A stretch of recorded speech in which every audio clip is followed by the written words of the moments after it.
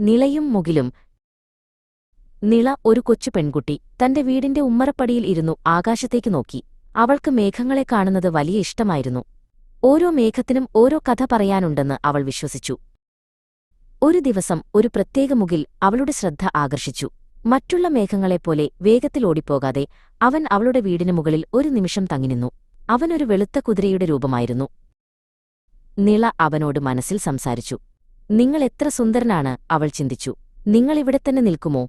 മറുപടിയായി ആ മുകിൽപതിയെ ഒരു പുഞ്ചിരി പോലെ ഒരു രൂപം മാറ്റി. ദിവസങ്ങൾ ആഴ്ചകളായി, ആഴ്ചകൾ മാസങ്ങളായി.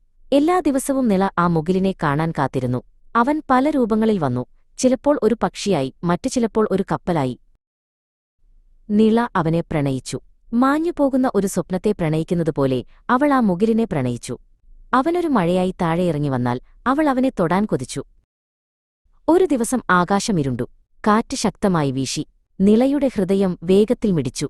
"ഇത് എന്റെ മുകിലാണ്," അവൾക്ക് തോന്നി. "അവൻ എന്നെ കാണാൻ വരികയാണ്." പക്ഷേ ആകാശം കൂടുതൽ ഇരുണ്ടു. ഇടിമിന്നൽ വന്നു. ശക്തമായ മഴ പെയ്തു.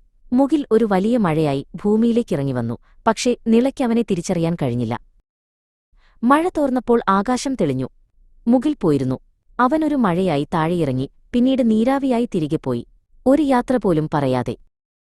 നിളയുടെ ഹൃദയത്തിൽ ഒരു ശൂന്യത അനുഭവപ്പെട്ടു. അവൾക്കറിയാമായിരുന്നു മുകിലുകൾ മാഞ്ഞുപോകുമെന്ന്. എന്നിട്ടും ആ വേദന അവളെ വല്ലാതെ വേദനിപ്പിച്ചു. എങ്കിലും അവൾ കാത്തിരുന്നു. എന്നെങ്കിലും ഒരു ദിവസം ആ മുകിൽ ഒരു പുതിയ രൂപത്തിൽ, ഒരു പുതിയ കഥയുമായി തിരികെ വരുമെന്ന് അവൾ വിശ്വസിച്ചു. ആ പ്രതീക്ഷ മാത്രം മതിയായിരുന്നു അവൾക്ക് മുന്നോട്ടു പോകാൻ. എങ്കിലും അവൾ കാത്തിരുന്നു. എന്നെങ്കിലും ഒരു ദിവസം